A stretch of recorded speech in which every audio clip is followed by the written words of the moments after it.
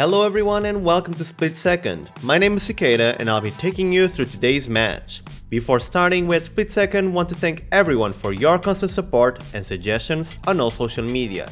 You can continue to support us by sharing and liking this video, subscribing if you haven't yet, by becoming a patron, or simply by not ad-blocking the ads on our videos. Due to the current global situation, we are self-quarantining and recording our matches digitally. This week we're doing our monthly special with the non-patron winner of our Discord raffle, and a class act of a player, Bismian. The theme is tribal, and all our creatures either belong to that tribe or are able to refer to their tribe in their text. I'm playing a clerics aristocrats deck spearheaded by Orah. Bismian is on a grindy rogues deck piloted by Gwendlyn de Corchi. David is on the pirates deck with the trustworthy Breeches and Malcolm, and Baal brought back his Kumena Merfolk deck. Bismian is starting, but his lucky roll was counteracted by a not so lucky mulligan down to 6. He has a command tower for land with Black Bloom Rogue as backup should he not find another land drop. Uner's black card is pretty decent utility, especially since it boosts stuff like the Grenzo Dungeon Warden in his hand. Narset's Reversal and Chain of Vapor are both stellar interaction, whereas Gonti, which Bismian is sending to the bottom, can be recurred with Grenzo. David's hand isn't too shabby either. His lands, Fiery Islet, Island, Steam Vents and Ancient Tomb, although punishing, allow him to ramp faster towards his commander and help push his early game. Impulse and Windfall can be used to dig through his library for the combo finishers, while Protean Raider is just overall useful. Baal has a pair of lands in Misty Rainforest and Breeding Pool, with payoff starting on turn 3. Thada Adele can seek more ramp, while Xiangongge, Wild Crafter, also pushes his mana and makes use of the +1/+1 counter sub-theme of the deck. Mental Misstep can protect Baal or catch relevant early game ramp cards or Remoras. He has Empress Galena to disrupt the rest of the table or call for removal really fast, and finally Sigil Tracer, a great value engine. I mulliganed once and kept the second hand. I have a Snowplains and the Cleric sack outlet land, Starlit Sanctum. My plan is to make use of Weather Wayfarer to get steady land drops with immediate 3 mana payoffs in Rotlung Reanimator, a combo piece, and Herald's Horn, which is ramp and draw in 1 card. Vampiric Tutor is super versatile, and War Priest of Thune is perfect to consistently get rid of annoying enchantments thanks to Orah. This is going to be quite the ride, buckle up everyone. The match starts pretty slow with Bismian playing a tapped Black Bloom Bog. David follows suit with a single island while Baal uses his turn to play a tapped Breeding Pool. On my turn, I drop a Snowplains and cast Weather Wayfarer. My plan goes sideways when Baal reveals his atheist side as he counters the cleric with a Mental Misstep. I pass, hoping for the singlest of lands on my next few draws. On his second turn, Bismian plays a command tower and then casts Una's Blackguard. The social stack pauses as we all read what it does, making not bad faces. The rogue player finishes his turn after casting Mox Opal. David, however, gets the first O's from the table when he plays his Ancient Tomb followed by Malcolm. The pirate engines are getting ready. Baal plays a Misty Rainforest which he cracks for an island since David has some land hate in his library. He then plays Thassa's Oracle, looking to fix his next turn. He tells us he wants to keep both but sends one to the bottom while keeping an island on top. During my turn, I don't find that land yet, so I play Starlit Sanctum and cast a cleric almost as remorseful as me. Bismian goes to his turn and gets a few excited responses as he plays Grenzo with X = 0, which still gets a +1/+1 counter from Una's Blackguard. We do realize he's missing a land drop as he goes ahead and attacks Baal with the Blackguard, since he does not intend to hold her back for Malcolm. On David's turn, he plays Steam Vents untapped. A lot of ouch sounds come from his lands as he taps them to cast Breeches for the full pirate's value. Moving to combat, he attacks Baal with Malcolm since the Merfolk player was so excited about his top card. Malcolm and Breeches both trigger. David gets a treasure and Baal's island, which reveals he might be lacking in the land drop department as well. This is confirmed as David passes and Baal plays a single Earthcraft before passing. On my turn, I join the anti-landfall committee with Bismian and Baal as I don't find a land and cast War Priest of Thune to have a board David does not want to mess with. The priest destroys Baal's Earthcraft in the process, as it's also a combo piece, despite sending him behind. The game is starting to feel a bit dire as Bismian plays a Talisman of Creativity and passes to David, the only player who's doing the magicking. The pirate player does just that though, as he starts his turn by attacking Baal with Breeches and Bismian with Malcolm. He exiles both a Sig River Cutthroat and a Sea Scryer. David plays Sig since he was already not drawing enough cards, and then plays Fiery Islet for an extra ouch land. David decides he is now playing both Merfolk and Pirate Tribal as he also casts Sea Scryer. On his end step, Sig triggers and draws David a card. The deck's turns are really cool, both Baal and I draw and pass, not finding any lands. That's right, this game is now officially Bismian vs David. On his turn, Bismian keeps replacing land drops for ramp artifacts as he casts Dimir Signet, getting Mox Opal online. He also drops a Mana Vault before attacking David with the Blockguard and Grenzo to try and get the Blockguard's trigger. Expectedly, David blocks Grenzo with Sea Scryer. What we did not expect though was David playing Fiery Cannonade. My clerics do the martyr thing as, in response, I sack Remorseful Cleric to exile Baal's Graveyard of a win con and sack War Priest with Starlit Sanctum to gain 2 life. Bismian uses this sad moment to activate Grenzo and put Gonti on the battlefield, revealing he had this plan for a bit. Not too bad. He looks at David's top floor, not finding anything sweeter than a Ponder. He passes. David starts his turn by attacking Bismian with Breeches and me with Malcolm, despite my complete innocence. As if to mock me, my deck gives David a Mana Crypt, while yet another Merfolk rogue comes from Bismian, a Thieving Skydiver. David plays my Crypt and then uses Thieving Skydiver with X = 1 to steal Bismian's Mana Vault and send him behind a few turns. Bismian taps the Vault in response, and now our best game plan is hoping David's lands and rocks kill him by themselves. The pirate player tops his turn off by casting Protein Raider, which copies Gonti. He targets Bismian and finds a Sensei's Divining Top and casts it. On his end step, David draws 1 from Sig. The card advantage monster is becoming too terrifying to stop now. Baal's 5th turn isn't looking good as he draws and passes again. My deck decides to be slightly less mean as it gives me Mana Vault, which I cast. With it resolving, I also cast Herald's Horn, choosing Cleric. I might be returning to the game. Bismian also fails to draw a land, so he casts the Ponder exiled from Gonti and is now able to drop a Fiery Islet. He then casts his commander, Gwendlyn, to try and disrupt David some more. Looking at the board, he chooses to also play Chrome Mox, exiling a Chain of Vapor that might not be doing much anytime soon. David loses the Crypt roll and then untaps Mana Vault, so he stops dropping his own life total. Moving to combat, he sends Malcolm at Bismian and both Sig and Breeches at me. Felwar Stone and Abrade are exiled, and I fear for my poor little Herald's Horn. David does cast Felwar Stone and surprises the table as he abrades my Mana Crypt. The disrespect. However, his life total is not looking good and he's not lacking in mana either. Bismian tries to play Narset's Reversal on Abrade, since David dying to his own stuff is a pretty okay path to getting him killed. However, the pirate player counters that with a Pyroblast. Mana Crypt goes into my graveyard and David now plays a Chrome Mox exiling Mystic Remora. After all, how much would it get done in a tribal pod? Especially since he uses the mana to cast Rhystic Study instead to draw some cards. On his end step, Sig triggers and Baal responds by playing Nature's Claim on Rhystic Study, paying the 1 and attempting to cut the card draw monster. Unfortunately, David was ready as he swan songs the thing. Baal gets a bird and we prophesize it might end up killing David. Will we be right? Who knows? Sig's trigger resolves. Baal keeps playing some magic as he draws and casts Dakra Mystic, paying 1 mana for the study. On my upkeep, I actually reveal an Either Sworn Canonist for the Horn, drawing an extra card. Like Baal, however, I'm still against land drops. I cast the Discounted Canonist, paying the 1. During this time, David moves to casting Rapid Hybridization on Bismian's Gwendlyn, which promises more trouble than she's worth. Bismian draws and passes, not keen on fighting David under the Rule of Law effect. Now on the pirate's turn, David attacks our guest with Malcolm and me with Breeches. And of course he finds 2 lands. David plays the turn for more land pain. He then goes ahead and casts his turn spell, a Dag Faden, which he uses to draw 2 and discard 2, looking for a way to close this match. We move to end step and Sequeira enters the stack.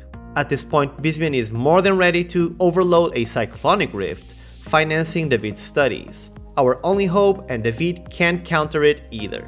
In response, David activates the Divining Artifact and then uses it to draw 1, sending it back to Bismian's top of the library.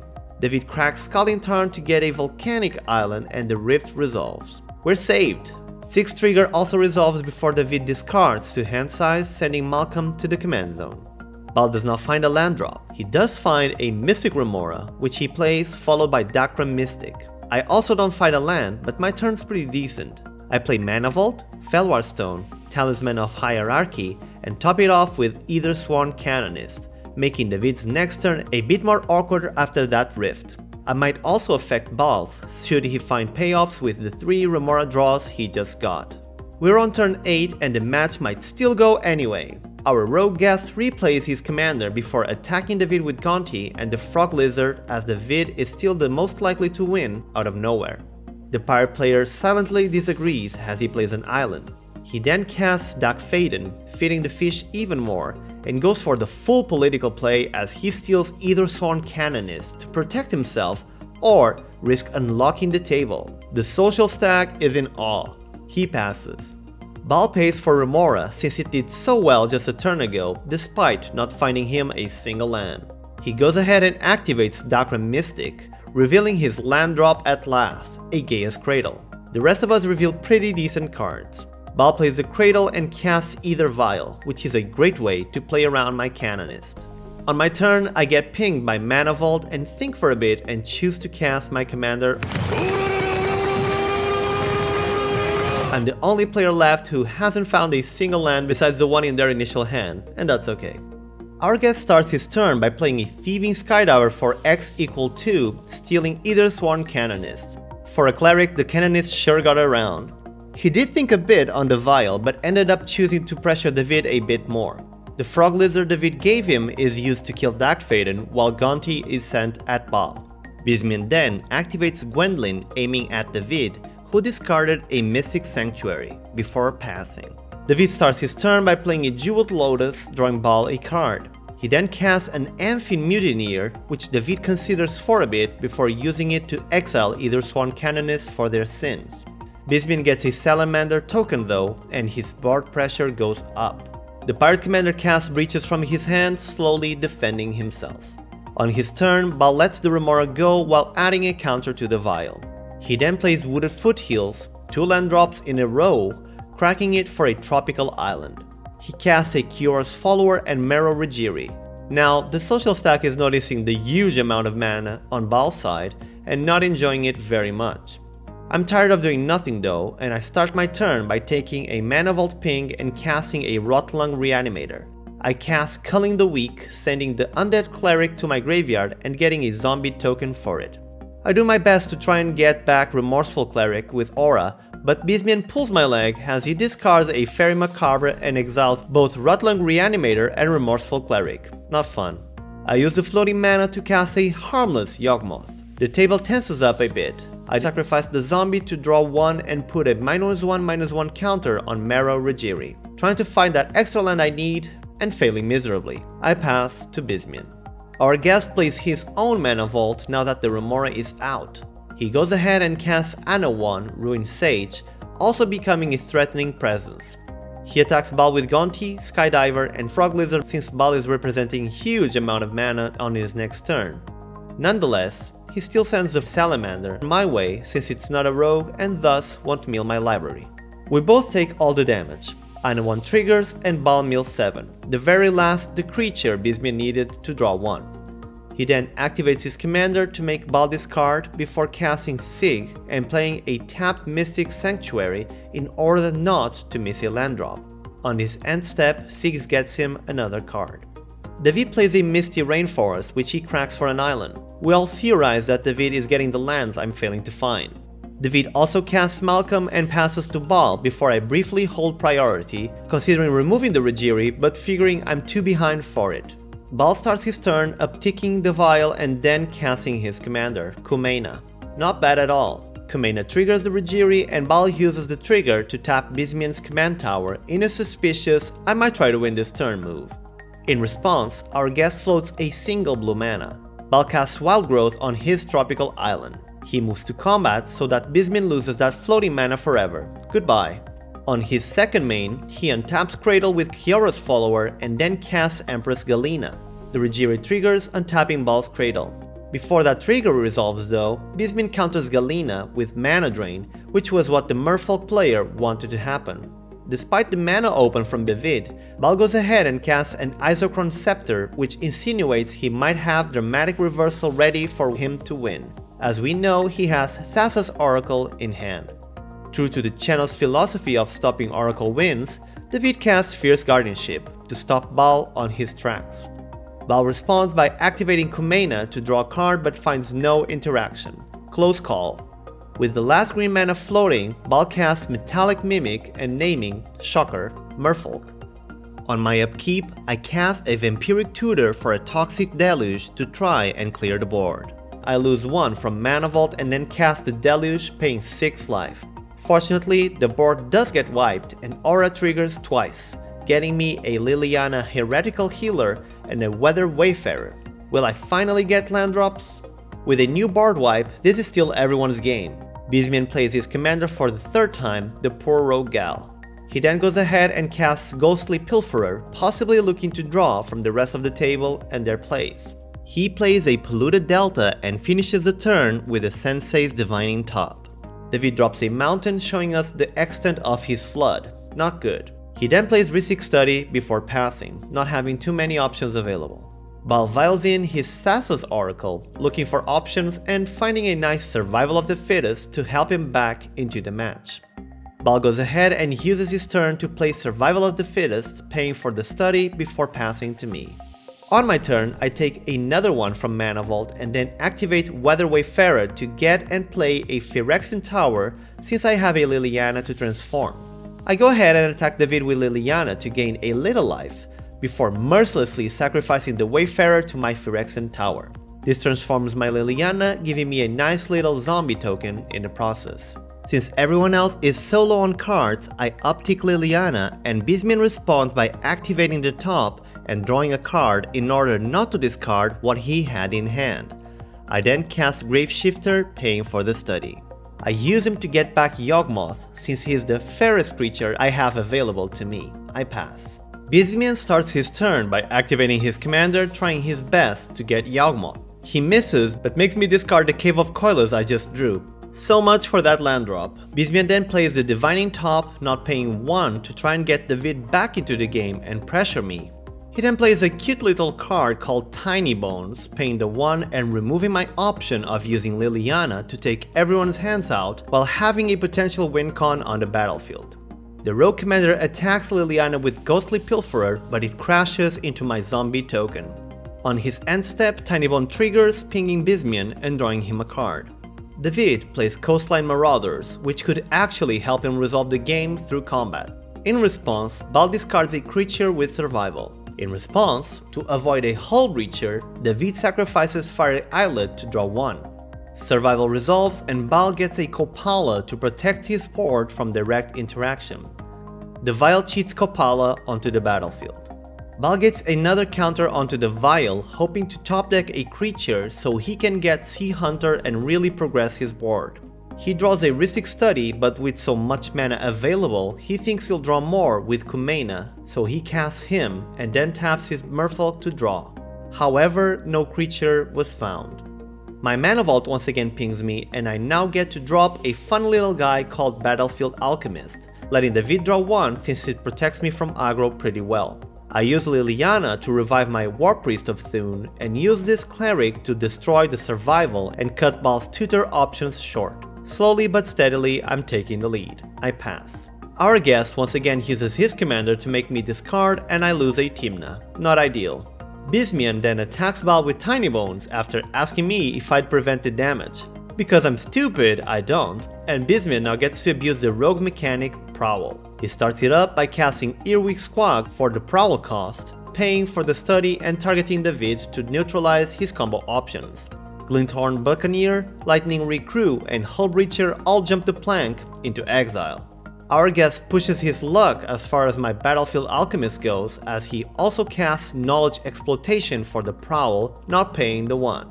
He targets me and gets a Demonic Tutor. Since he's enjoying looking at libraries, Bisman goes ahead and looks at his own with my tutor, getting himself a Notion Thief to stop the whole Rhystic Study debacle. This pretty big turn ends with him cracking the Delta for an Underground Sea and activating the top. On his end step, the tiniest of bones triggers and he loses 1 to draw 1. David starts his turn with an island into a pretty scary creature called Coercive Recruiter, which straight up steals my Battlefield Alchemist. He attacks Bisman with the Alchemist and the Marauders, hoping he takes my Cleric. However, Bisman is now getting pretty low to the point where the Marauders being around could end up killing him, so he blocks them with his heroic squad. On his second main, David takes only 1 from Ancient Tomb thanks to Alchemist and drops a Blood Moon. Baal uses his turn to play his own Rhystic Study, paying 1 to prevent David's. Baal then plays an island and passes. As the Cleric player, I am now entitled to prevent the damage from my own Mana Vault trigger with the Alchemist, which I will do so for as long as I can. I drop a Snow Plains and cast Orah, not paying for the studies since I'm a fair person. After this is done, I recover the Wayfarer with Liliana, since using her to discard is a no-go due to Tiny Bones. We've been playing this match for 4 hours and we're still going pretty strong. On his upkeep, he looks at the top 3 with top and then plays a Mountainous Morphic Pool, and uses his commander to make me discard 1, trying to hit that Yawgmoth and still failing. That Thran Physician has dodged more bullets than Neo. At this point, the rogue player is starting to become concerned about Tiny Bones and her triggers, as he loses another 1 to draw a card. David plays a mountain continuing the flood, which is oddly on brand for a pirates deck. He goes ahead and uncores the Coastline Marauders, which, as you can imagine, is really scary with Coercive Recruiter. As such, Bisman responds and casts Petty Theft on Coercive Recruiter. In response to the Rhystic Study triggers, he also flushes in a Notion Thief, triggering the studies again and paying for both. Baal responds and activates Kumena to draw a card, and then the Thief resolves. David just flat out counters Petty Theft with a Force of Negation because he wants us gone.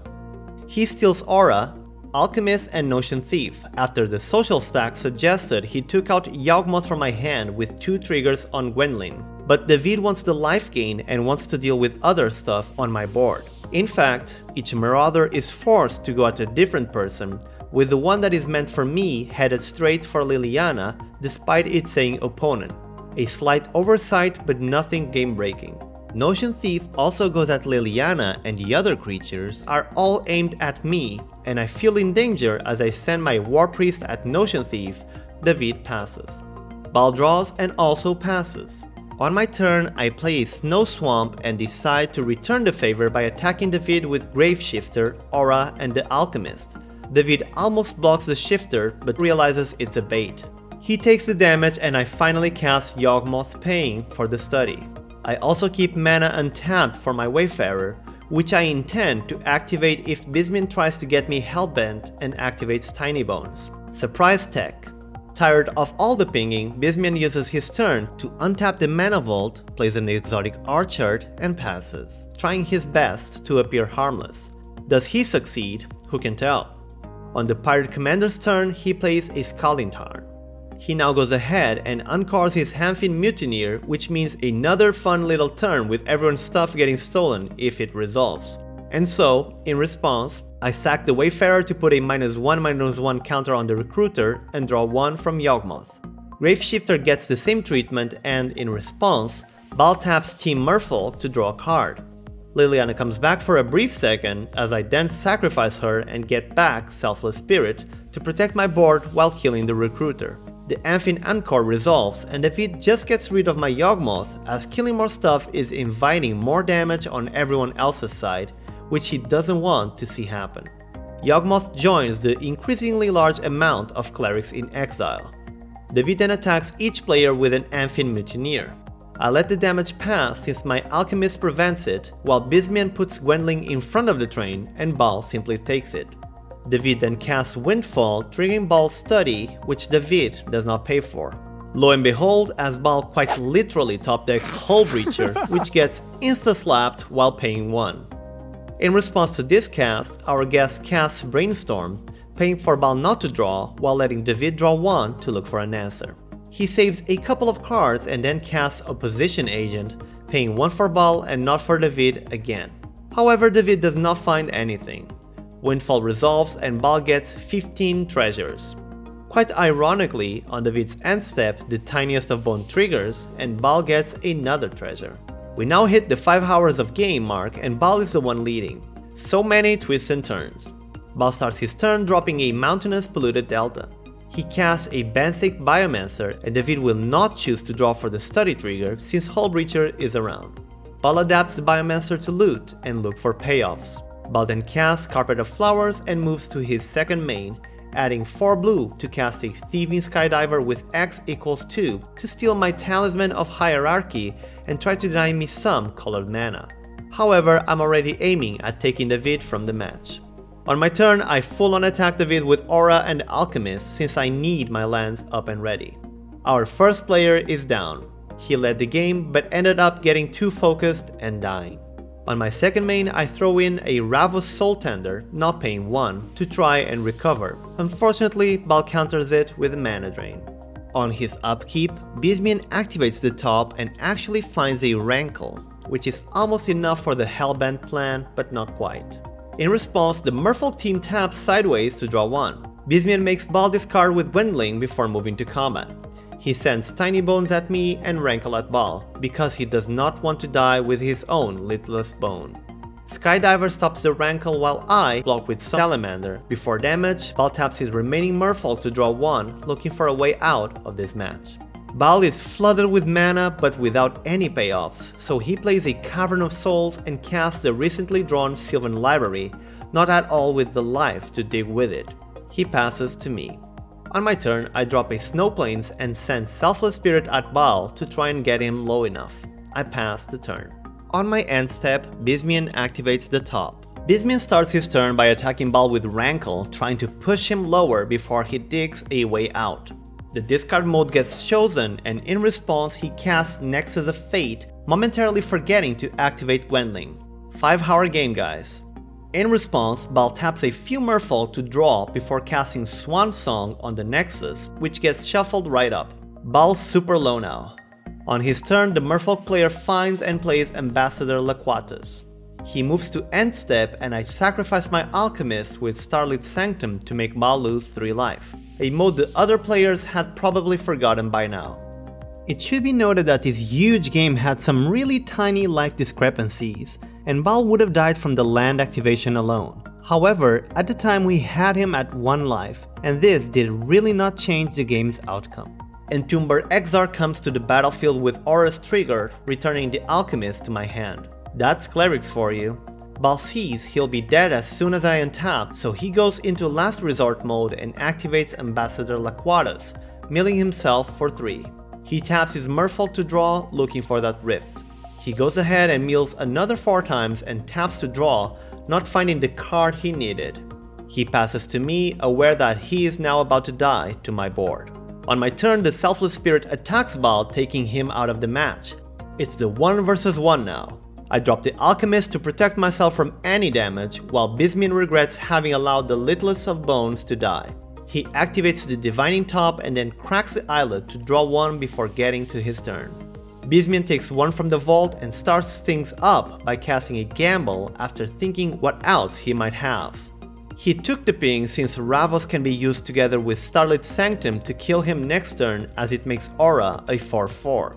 He looks for an Agadim's Awakening and actually randomly discards his Grenzo Havoc Razor.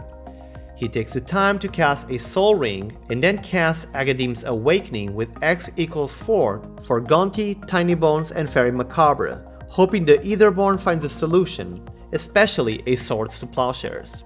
Gonti triggers and our guest concedes when he sees my top 4. Tight match to the very end. Thank you for joining us for today's matches, everyone. What a gigantic match, and while everyone had their time under the starlight, the clerics came out on top. We'd like to start the credits by thanking our current patrons and especially Izanagi, Stefan, TJ Rap, Mike Purr, Ajimo, Iglegal, Drunken Housecat, Uncrustable, Cosmic Astro, and V, our stack breakers. If you want to go through other Commander adventures, click one of the videos on the right. If you want to talk with us about our games or other EDH related matters, join us on Discord. Come with us again next week for a new set of Commanders and more decisive plays. See you all then.